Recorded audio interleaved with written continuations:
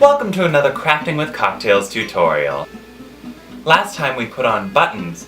Haha! So now we're going to learn how to make a buttonhole for said buttons.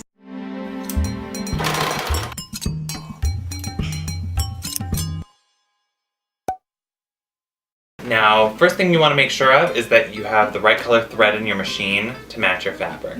I'm not doing that just so it'll make it easier to see. You want to figure out where you want your button on the garment.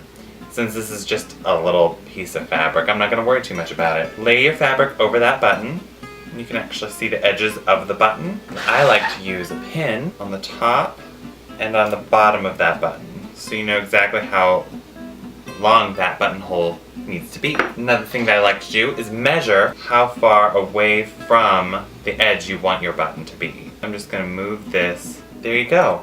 Now you're ready to start putting it in your machine and going at it. If you don't have a buttonhole thing on your sewing machine, then you want to start with just a plain zigzag. You're going to have your zigzag on the widest it can possibly be and your stitch length on 0. Take out your needle just so you don't, hurt yourself. You just stitch a couple times and it creates the first part of your buttonhole. Now you're going to switch your stitch width to about half of what it was, and you're going to put your needle on one specific side. Doesn't really matter which one, I'm choosing the right. And start stitching toward that other pin. You also want to have a stitch length of about half. Now once you get to that pin on the other side, you're going to stick your needle into the fabric, make the stitch width as wide as possible. Turn it to a stitch length of 0.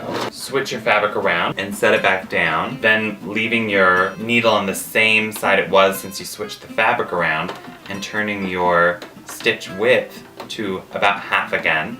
Then you just go back the way you came. You have yourself a buttonhole.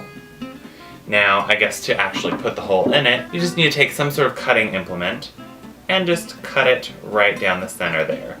Try not to cut any of the threads that you just put in there. Let's test it on the button. Beautiful. There we go. You've now buttoned it on. Blam! Should have done this on something prettier probably. Oh well.